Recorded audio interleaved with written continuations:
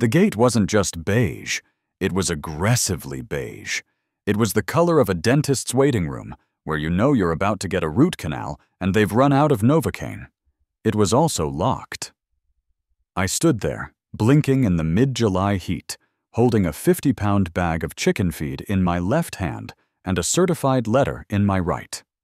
My truck, a 2015 Silverado that I affectionately called the Beast, and Mrs. Higgins affectionately called that eyesore, was idling behind me.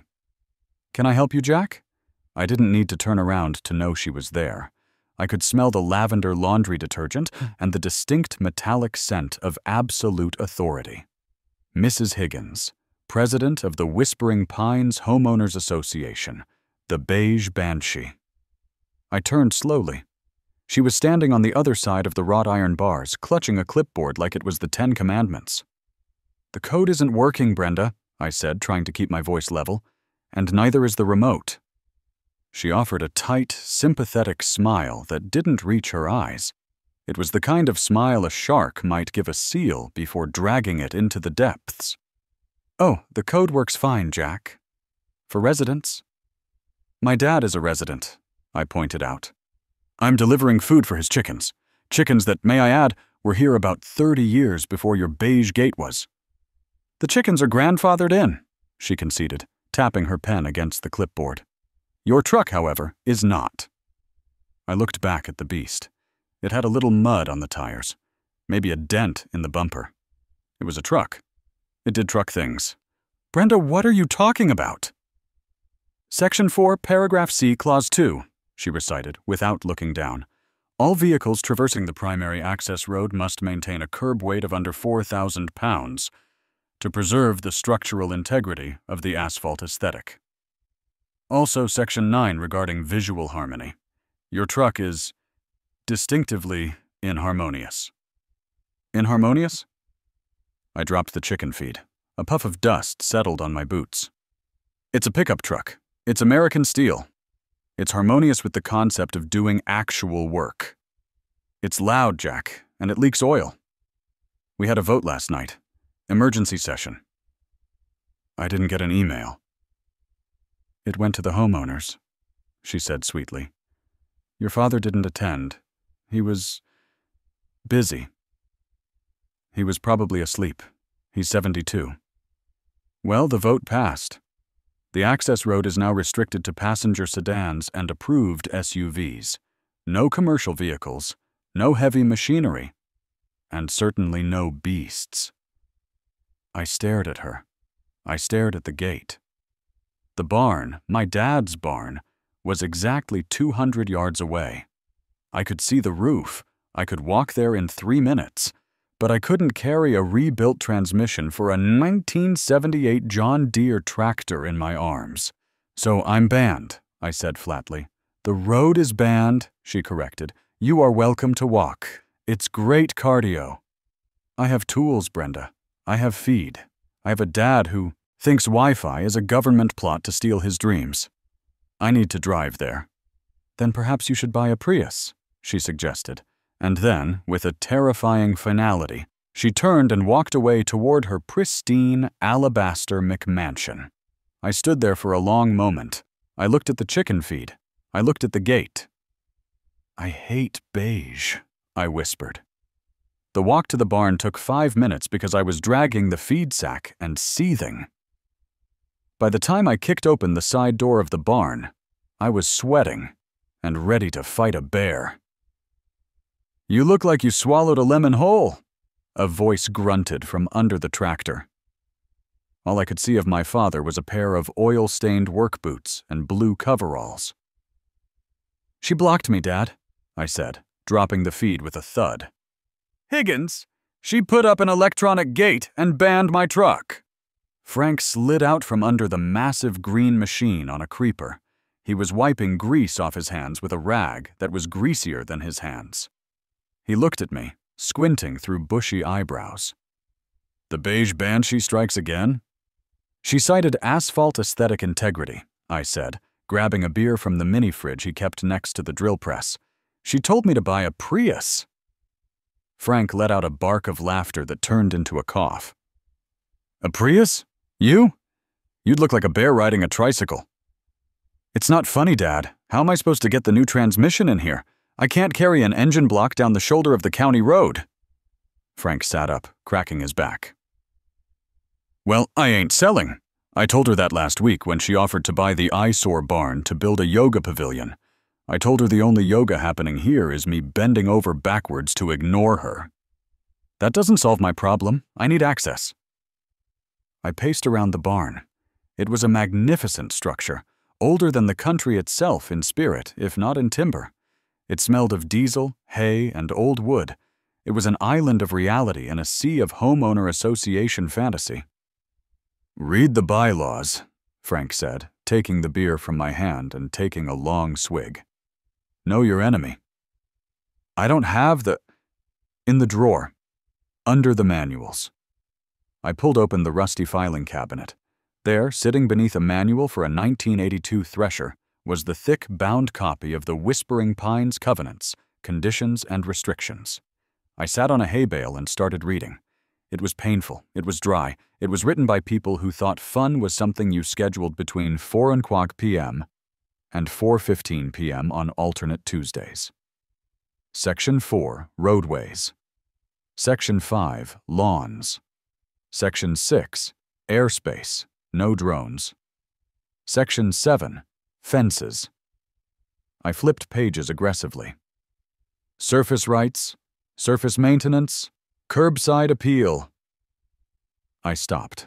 I went back a page. I read it again. Dad? Yeah? Where does the HOA property line end relative to the county road? Ends at the ditch. The ditch is county easement. Everything past the ditch, up to the gate, is theirs. Why? I looked at the diagram in the book. The HOA had explicitly claimed dominion over the surface paved area, the curbs, the sidewalks, and the airspace up to 50 feet. I took a sip of my dad's beer. They defined the surface. They defined the air. So? They didn't define the dirt, I said. Specifically, the dirt under the dirt. I looked at the drainage ditch outside the barn door, which connected directly to the county road easement. Then I looked at the concrete floor of the barn. You got a shovel? Frank looked at me, a slow grin spreading across his grease-smeared face. Son, I got a backhoe attachment for the tractor, but the hydraulics are shot. That's why I needed you to bring the tools. We don't need a backhoe yet, I said, standing up. We need a contractor who doesn't ask questions. I found Sully on Craigslist. His ad didn't have a picture, just a sentence. I dig holes, I move dirt, cash only, no cops. It was exactly the kind of professional pedigree I was looking for. We met at a Waffle House on the edge of town at 6 a.m. Sully was a fireplug of a man, about 5'5" in both directions. He had a beard that looked like it had trapped small birds and eyes that were constantly scanning the exits. He didn't order waffles. He ordered 4 coffees and a bowl of grits. So? Sully said, his voice sounding like a cement mixer full of gravel. Who'd you kill? I choked on my orange juice. What? The hole. You want a tunnel. Usually that means you got a body, or you're trying to rob a bank. I don't do banks. Federal time ain't for me. Bodies? I charge double for biological waste disposal. No bodies, I said quickly, and no banks. I'm trying to get to a barn. Sully paused, his spoon hovering over his grits. A barn? My dad's barn. The HOA banned me from the road. I laid out the map on the sticky table.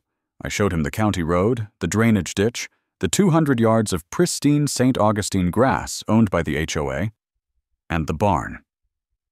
I need a tunnel, I explained. From the ditch to the barn floor, big enough to walk through, eventually big enough to roll a transmission on a dolly. Sully stared at the map. He traced the line with a sausage-like finger. Under the HOA? Yes. Under the lady who measures grass height with a ruler? Mrs. Higgins, yes. Sully started to shake. I thought he was having a seizure, but then a high-pitched wheezing sound escaped his lips. He was laughing. It was a terrifying sound. I hate HOAs, Sully wheezed. My cousin got fined $3 grand for painting his mailbox classic red instead of heritage ruby. I'll do it. How much? 5 grand, cash, plus materials. And you buy me lunch. Deal. The next morning, we set up the perimeter. This was the genius part. Since the entrance was in the drainage ditch on the county easement, the HOA couldn't touch us. But we needed to look official. I bought 3 rolls of orange safety fencing, 4 men working signs, and gave Sully a high-visibility vest that was, 2 sizes too small. I put on a hard hat I'd found in my garage. We looked incredibly legitimate.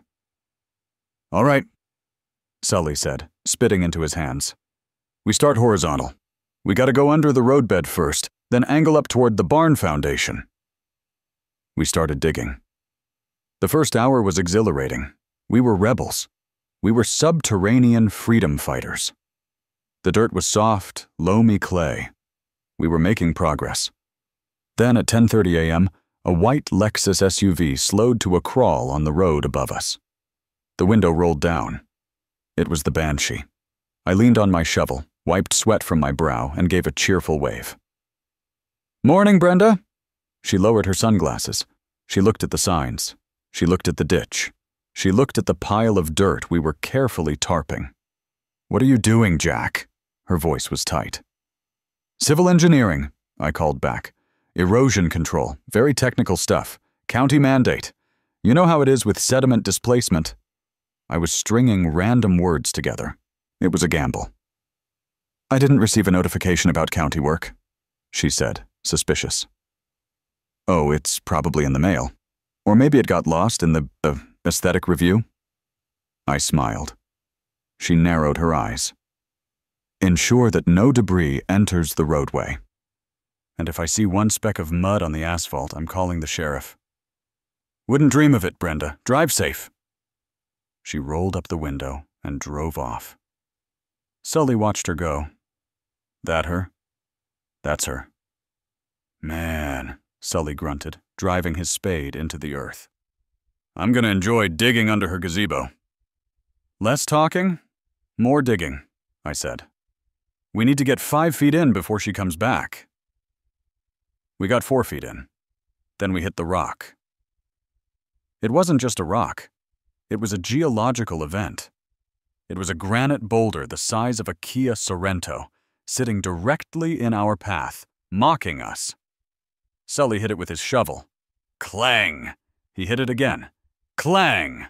He looked at me. We're gonna need a bigger hammer. We can't use power tools yet, I hissed. Too loud! She'll hear us. Jack, Sully said, wiping mud from his beard. You want me to move a mountain with a spoon? We need a breaker bar, or we need dynamite. And since you said no cops, I'm assuming dynamite is out. Dynamite is definitely out. Then we go around it. That'll add 20 feet to the dig. You want a tunnel or you want a rock collection? We went around it. By sunset, we were exhausted, covered in mud, and had successfully created a hole deep enough to hide a refrigerator. We sat in the ditch, drinking warm Gatorade, looking at our handiwork. It was ugly. It was dark. It smelled like wet earth and bad decisions. It was beautiful.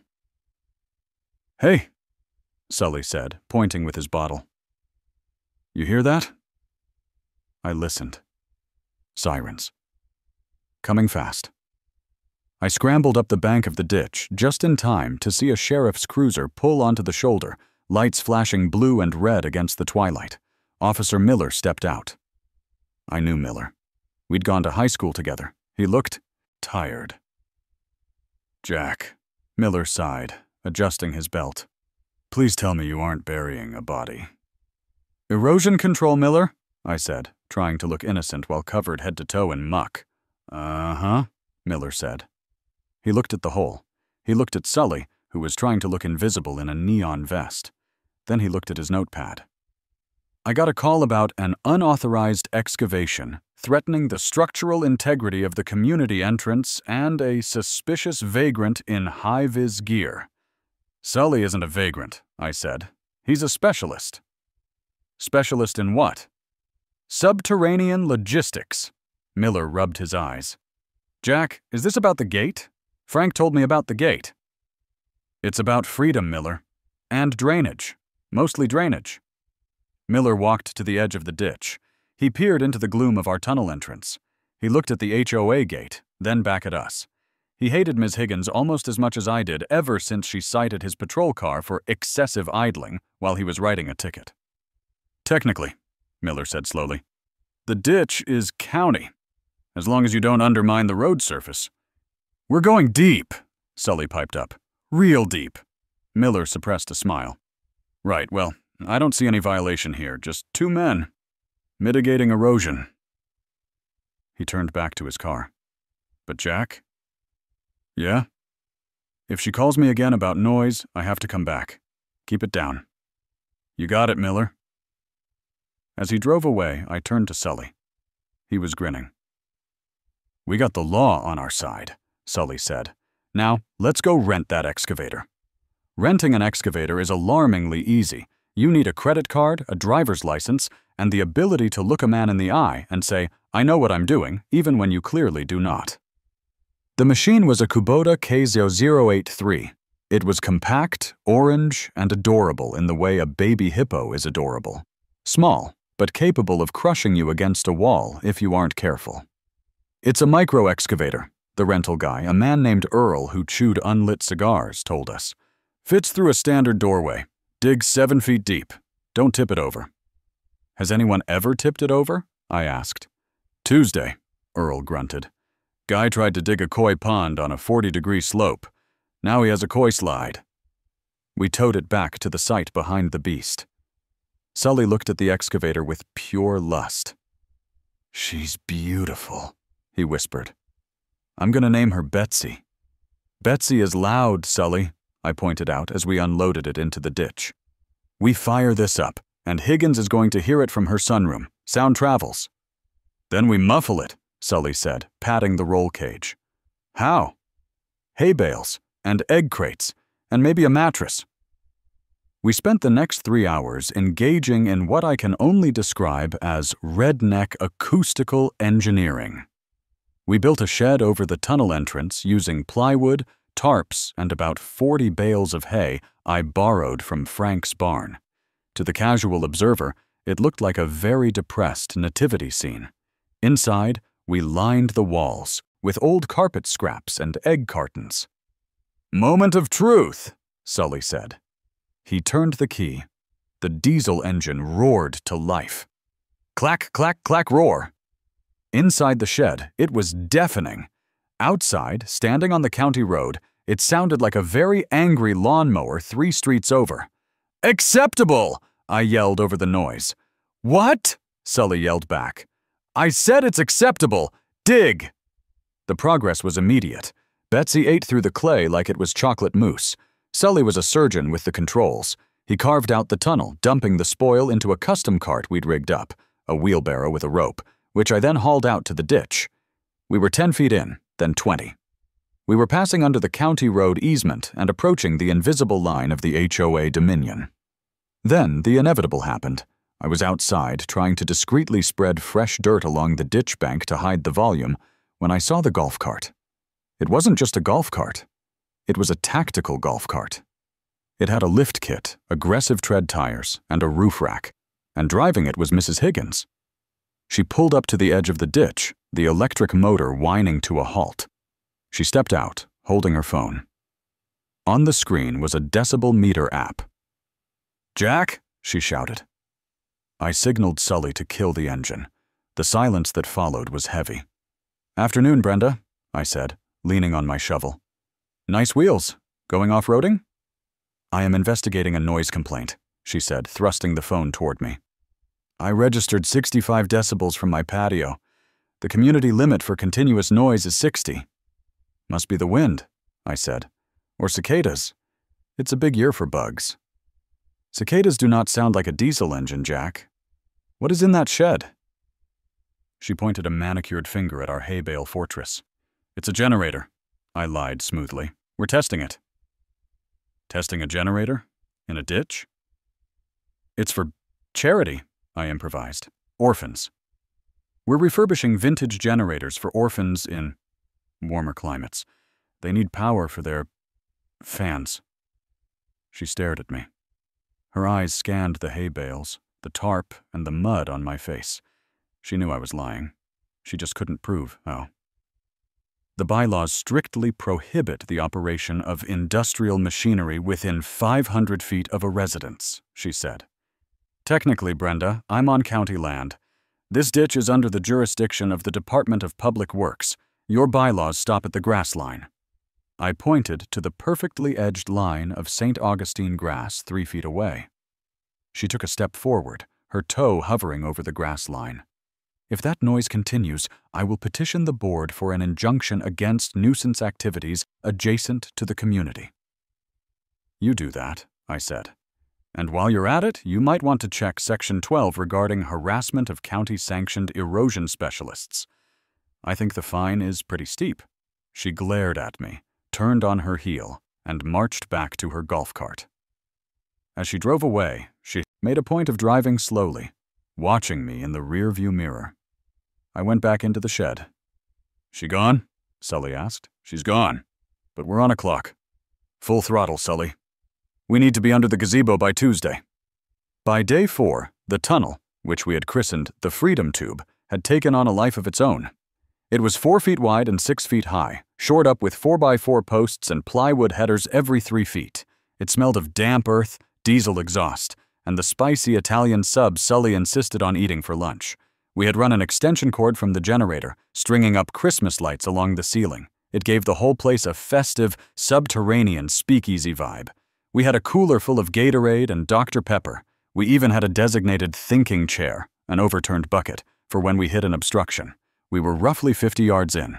By my calculations, we were directly beneath the common area, a manicured park in the center of the neighborhood that featured a white gazebo, a koi pond, and a statue of a cherub peeing into a fountain. Hold up, Sully said, stopping the excavator. What is it? Ground's changing. We're hitting sand pockets. It's unstable. He pointed to the ceiling. A trickle of sand was hissing down between the shoring boards. Can we shore it up? Yeah, but the vibration is the problem.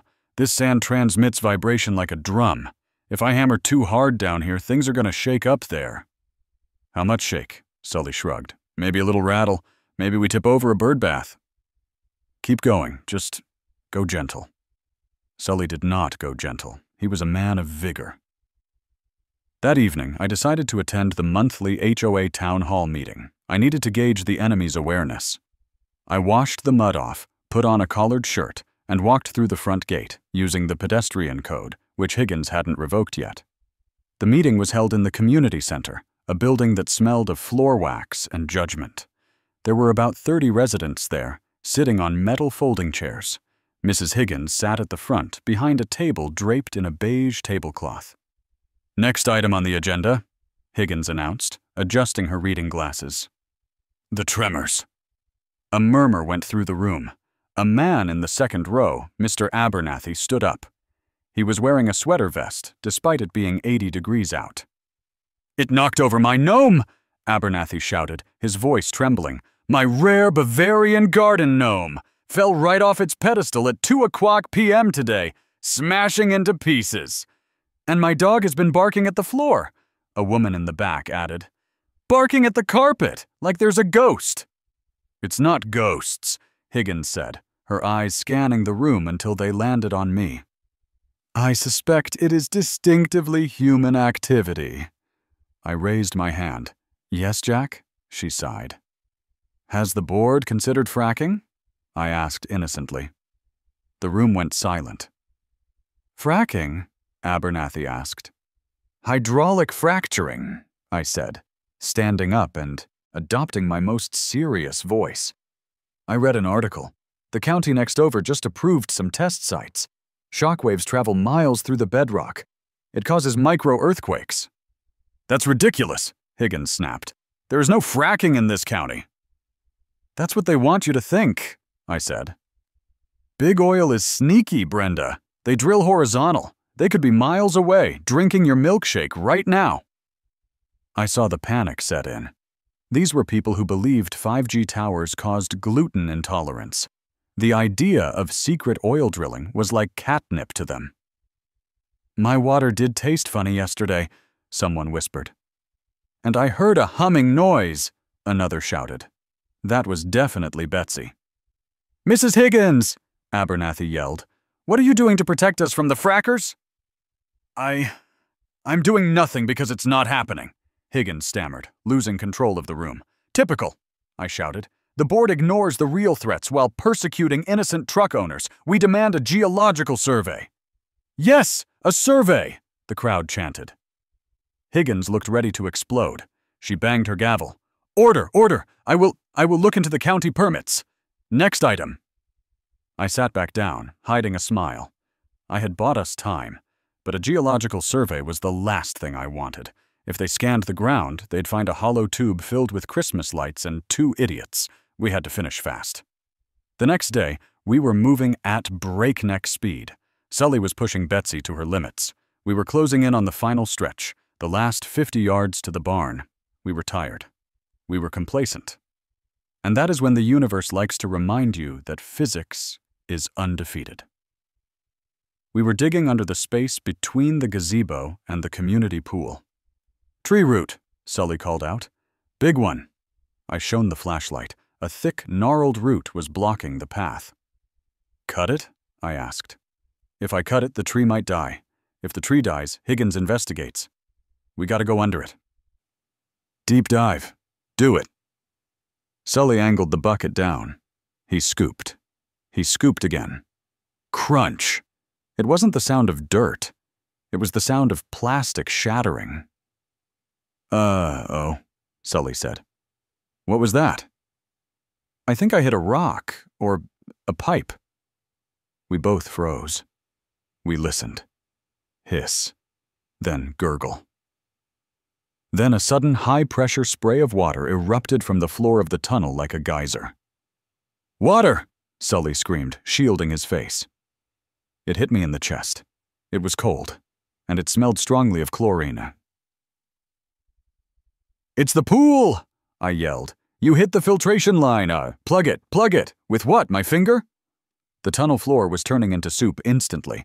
The water was rising. If we didn't stop this, the tunnel would flood, the ground above would collapse, and the Whispering Pines community pool would drain into my dad's property.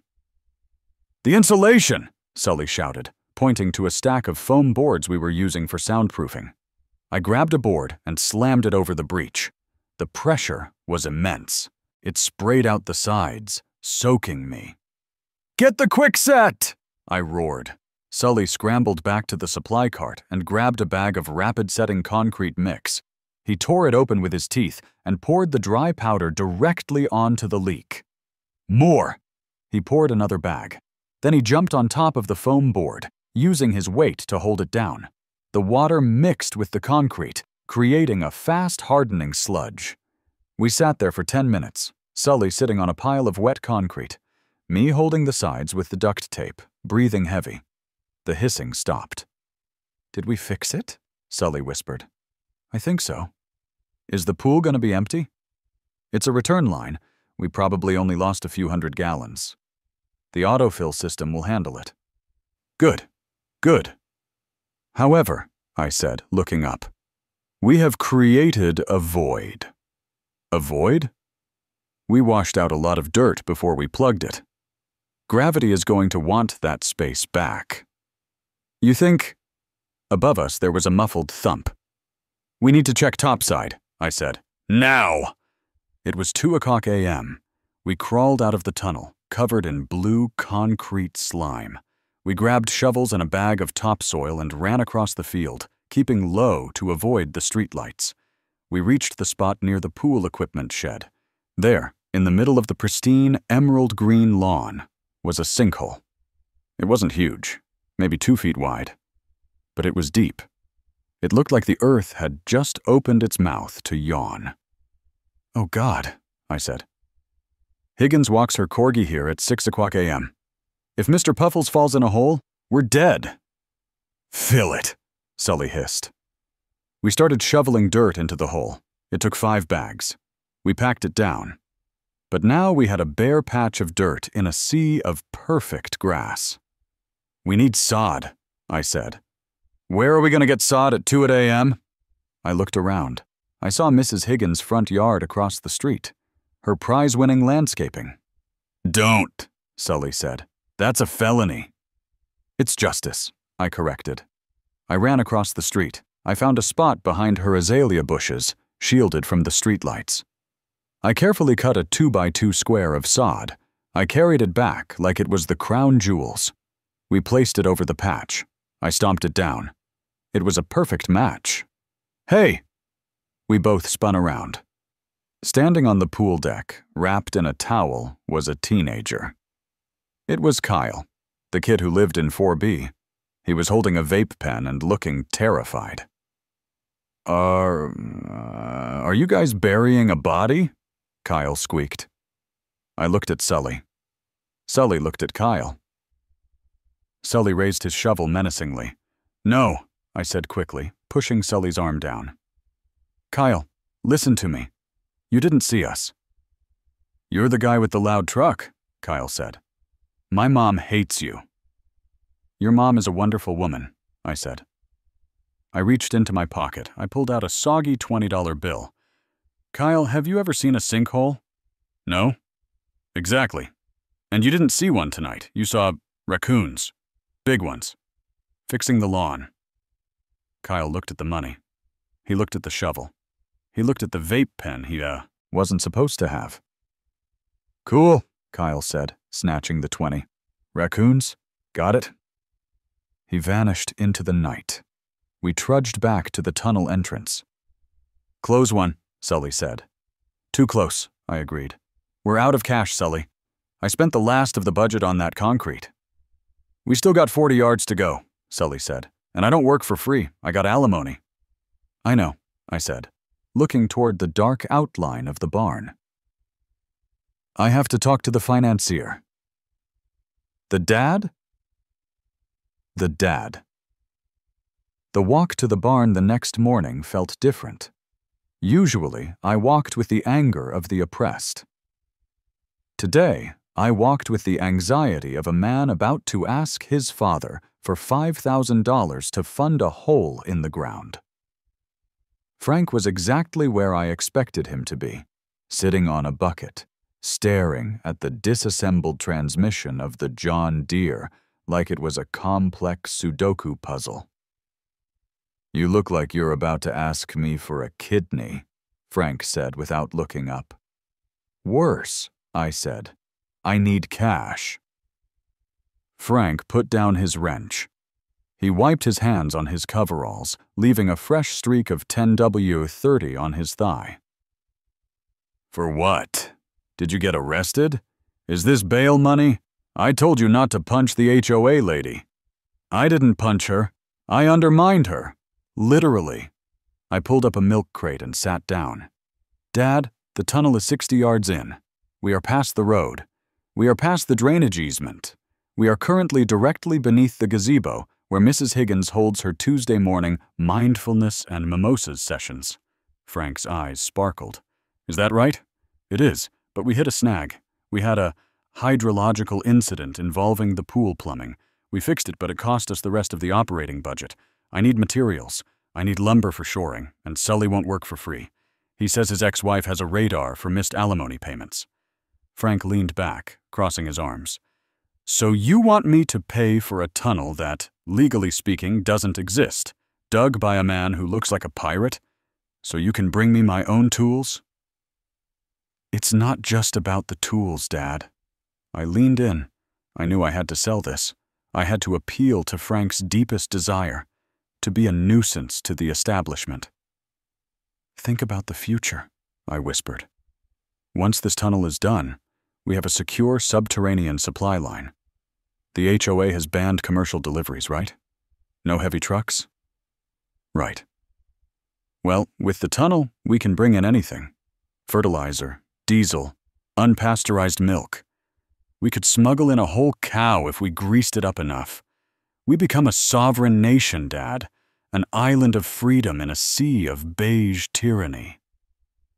Frank stared at me. He chewed on his lip. Then slowly, he reached into his back pocket and pulled out a leather wallet that was held together by duct tape and hope. "I've got a stash," he said. "Was saving it for a rainy day. Or a new tractor seat.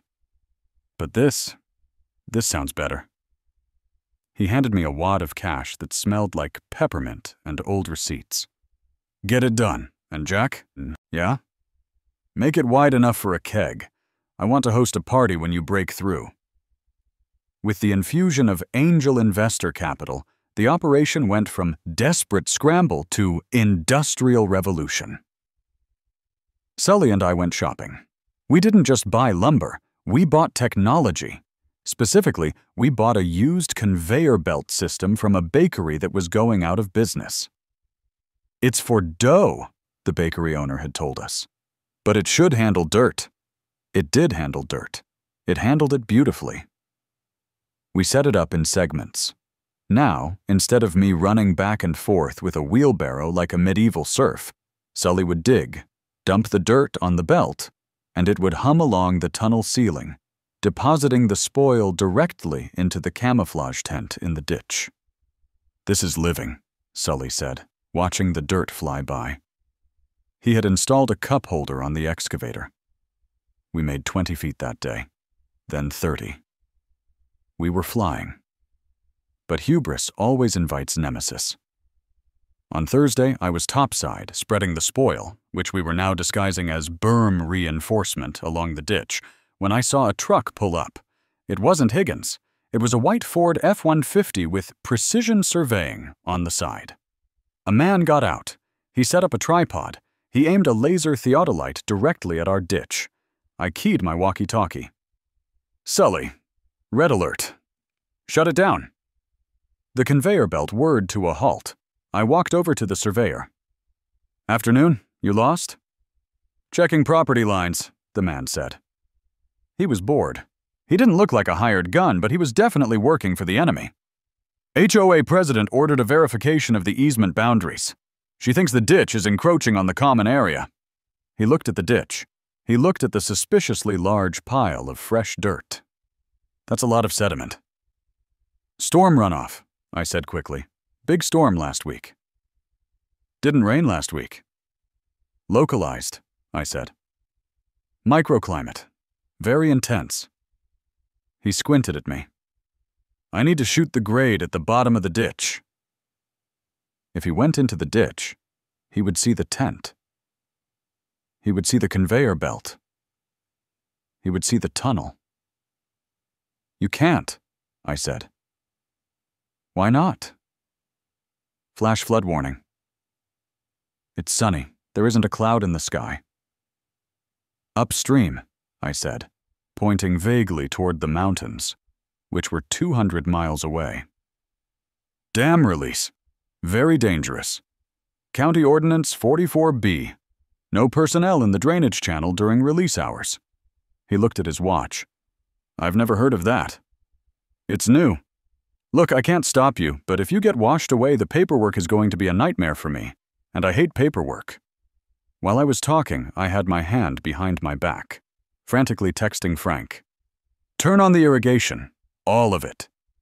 Aim at road." The surveyor took a step toward the ditch. "I'll take my chances." At that exact moment, a high-pressure stream of water arched over the hedge of my dad's farm. Frank had fired up the agricultural sprinklers, the big ones used for corn. But he hadn't aimed them at the corn. He had aimed them at the road. A deluge of water hammered the asphalt, cascading down the slope and rapidly filling the ditch with muddy, churning water. "There it is!" I shouted, jumping back. "The release! Run for your life!"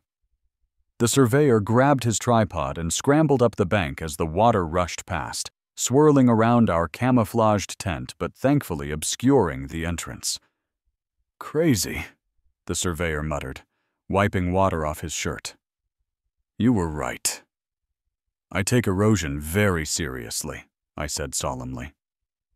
He packed up his truck. "I'll come back next week, when it's dry." "Next week is fine," I said. "Next week, we'll be gone." We were in the final stretch. According to my calculations, which involved a tape measure and counting my own steps above ground, we were 10 feet away from the barn's foundation. The tunnel was a masterpiece. It was 75 yards of shored-up, illuminated, ventilated defiance. Sully had even hung a calendar, featuring vintage tractors, on one of the support beams. "We're gonna hit concrete soon," Sully said, patting Betsy's dashboard. "Then we need the breaker." "I have a jackhammer lined up," I said, "but we have a problem." "Another one?" "Topside. There's a guy in a hard hat walking around with Higgins. And he's not a surveyor. He's county." I had seen them from the barn loft. Mrs. Higgins was pointing aggressively at the ground, then at the barn, then at the ditch. She had called in the big guns, code enforcement. "If he comes down here," Sully said, "we're cooked. Unpermitted excavation, non-code electrical, no emergency exit. They'll bury us in here." "He's not coming down here," I said. "I have a plan." 10 minutes later, I met them at the property line. "Mr. Miller," the inspector said. He was a man named Gary. He had the weary look of a bureaucrat who just wanted to reach retirement without having to fill out an accident report. "We've received a report of an unpermitted subterranean structure." "It's not a structure, Gary," I said warmly. "It's a civil defense shelter." Gary blinked. "A what?" "Civil defense. Cold War era. My dad found old blueprints. We're restoring it. You know, with the global geopolitical climate being what it is, one can never be too careful." Mrs. Higgins scoffed. "He's lying. He's digging a tunnel to his father's barn because he's too stubborn to walk." "Brenda, please," I said, looking hurt.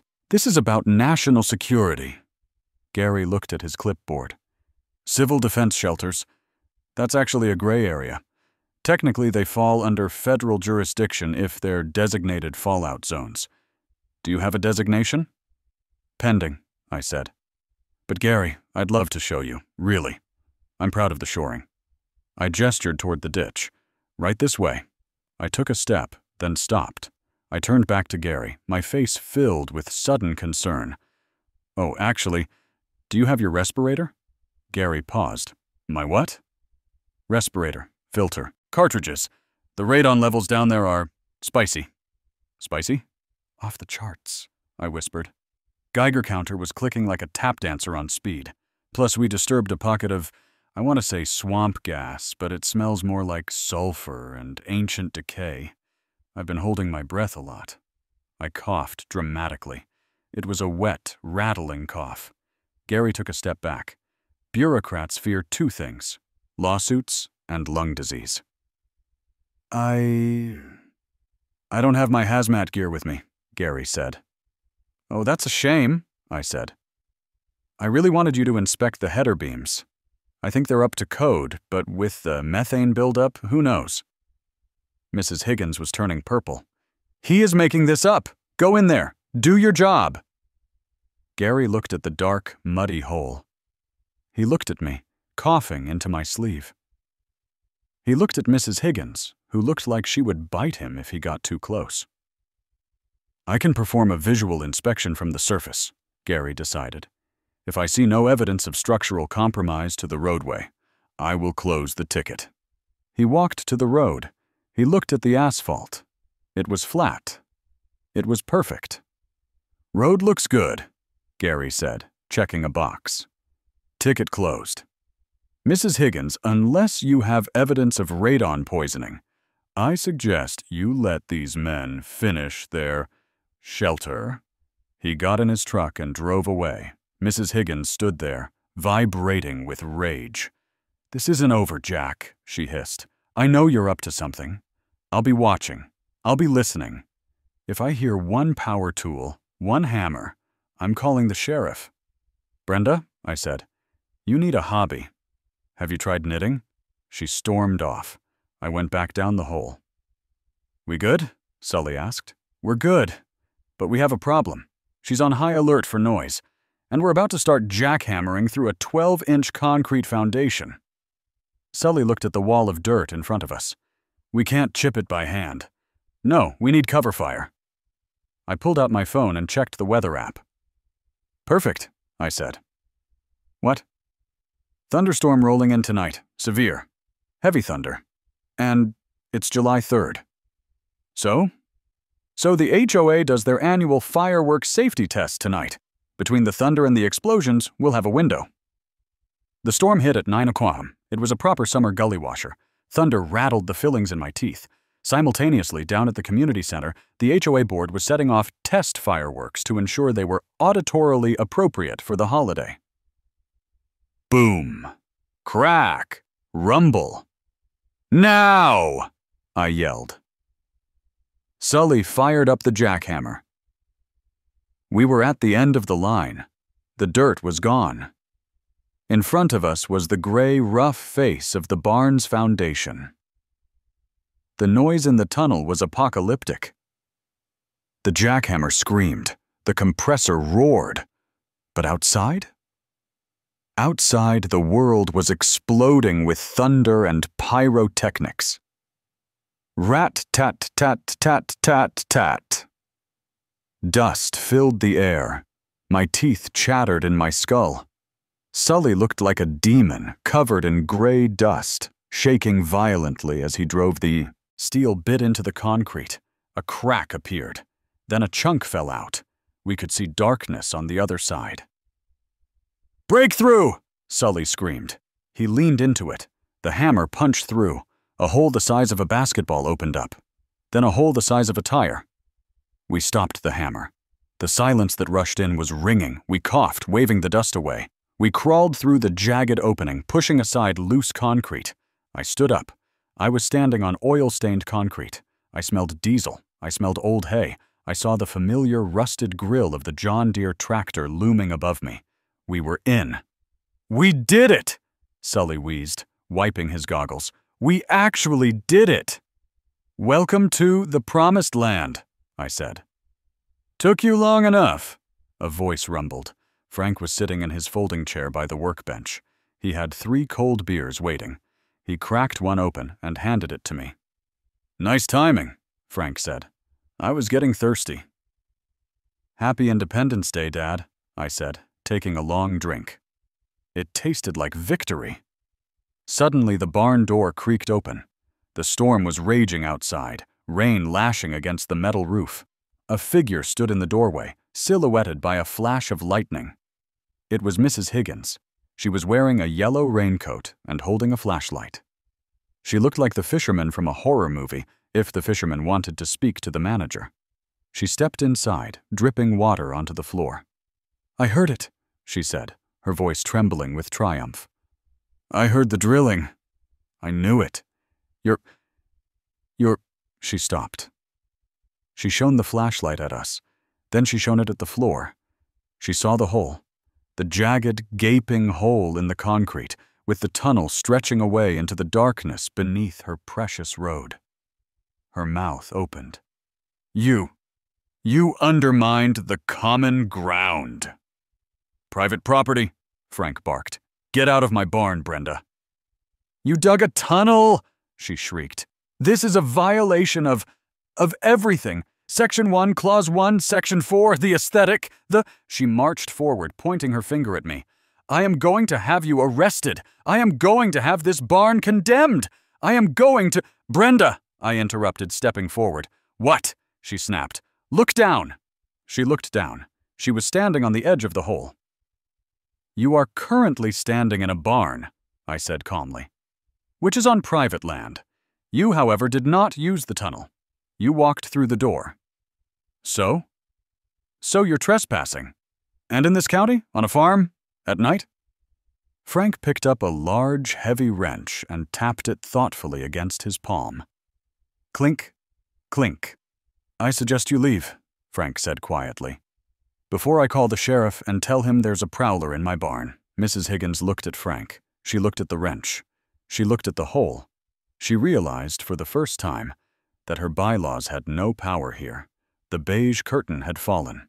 She turned around, stiff as a board, and walked back out into the rain. Sully watched her go. "She's gonna sue us, isn't she?" Oh, absolutely, I said, clinking my beer against his. But by the time the lawyers figure this out, I'll have the transmission fixed.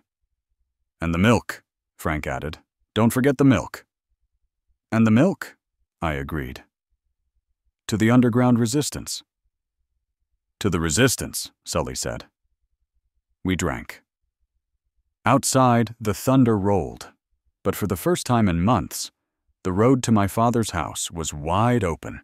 The lawsuit arrived 3 days later via a process server who looked like he apologized for a living. It was thick. It was heavy. It was titled Whispering Pines Homeowners Association versus Jackson Miller, Frank Miller, and John Doe, alias Sully. They're suing us for subterranean trespass, I said, flipping through the document at Frank's kitchen table, and willful destruction of community sediment, and psychological distress caused by vibration. Frank poured coffee. Can we countersue for harassment by beige person? I don't think that's a tort, Dad. We need a lawyer. I got a guy, Sully said. He was currently eating a bowl of cereal in our kitchen, despite not living there. My cousin Vinny. Is his name actually Vinny? I asked. Vincent. He specializes in unconventional property disputes. Does he have a degree? He has a suit, and he got me out of that thing with the emu farm. 2 weeks later, we were sitting in a conference room at the county courthouse. On one side was Mrs. Higgins and a team of 3 lawyers who looked like they were cloned in a lab that specialized in billing hours. On our side was me, Frank, Sully, wearing a tie over a flannel shirt, and Vincent. Vincent looked like a used car salesman who had found Jesus, then lost him again at a poker game. Gentlemen, the mediator began, Mrs. Higgins claims you dug a tunnel under HOA property.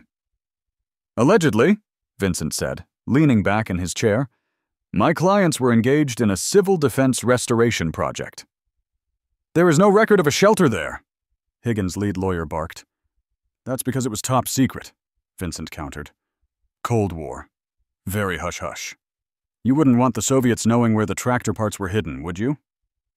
The lawyer stared at him. Mr. Gambini. Just Vincent. Vincent. They tunneled under a gazebo. Mrs. Higgins' prize begonias have sunk 3 inches due to soil settling. Soil settling? I piped up. Or perhaps fracking? Higgins slammed her hand on the table. There is no fracking. You dug a hole. You admitted it. I saw you in the barn. You were trespassing in the barn, Vincent said, pointing a finger at her. Fruit of the poisonous tree, Brenda.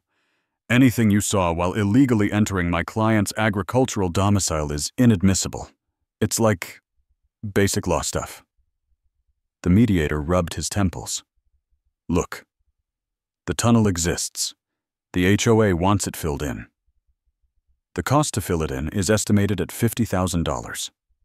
We don't have 50 grand, Frank said. I spent the last of my money on the conveyor belt. Then we will seize the property, Higgins gleefully announced. We will put a lien on the barn. Whoa, hold on, I said. I pulled out a map. Vincent, show them Exhibit B. Vincent slapped a document on the table. It was a geological survey from 1984. According to the original plat maps, I said, the HOA owned surface rights and subsurface rights to a depth of 6 feet for utility purposes. Our tunnel header is at 8 feet. The lawyers leaned in. They whispered. 8 feet? The lead lawyer asked. 8 feet, 4 inches, I confirmed. We measured, twice. Technically, we are in the mineral rights zone, and in this state, mineral rights supersede surface rights. What minerals are you extracting? The lawyer sneered. Dirt? Rare earth clays, I lied. For pottery. My dad is an artist. Frank looked at me. I am? Yes, Dad, you're very avant-garde. Higgins looked ready to have a stroke. I don't care about the depth. It's a tunnel. It's weird. It violates the spirit of the community.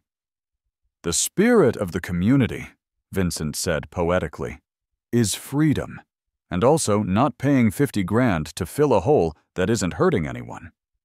The mediator looked at the lawyers. If the depth claim holds up, you're looking at a year of litigation to prove damages. Do you really want to spend HOA dues on a geological lawsuit? Higgins's lawyer whispered in her ear. She turned pale. She whispered back aggressively. The lawyer shook his head. Fine, Higgins spat. We will settle. We're listening, I said. The tunnel stays, the lawyer said, but it must be inspected by a structural engineer at your expense. It can never be used for commercial traffic. And you, she pointed at me. You must paint your truck beige. No deal, I said immediately. The beast stays black. Then we go to trial. Wait, Frank said. How about a compromise? We inspect the tunnel. We don't use it for commercial traffic. Only agricultural support. And Jack doesn't park the truck on the road. He parks it in the barn, which he can now access via the tunnel. Higgins narrowed her eyes.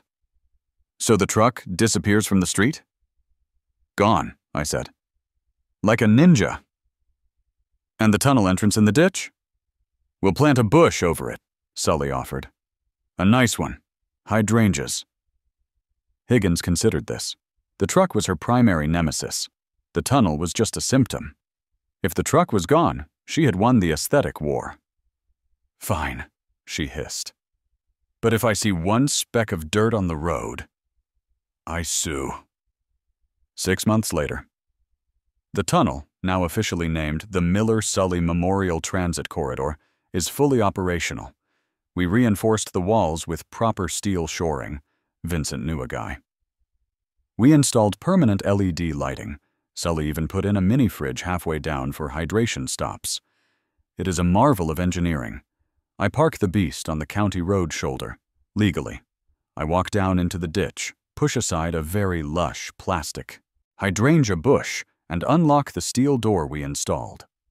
I walk 75 yards underground, beneath the manicured lawns, beneath the sleeping gazebo, beneath the unsuspecting feet of the Whispering Pines residents.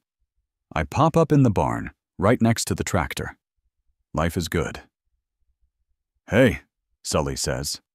He's in the barn, working on a new project. He's building a subterranean potato cannon. You get the supplies? I did. I open my backpack.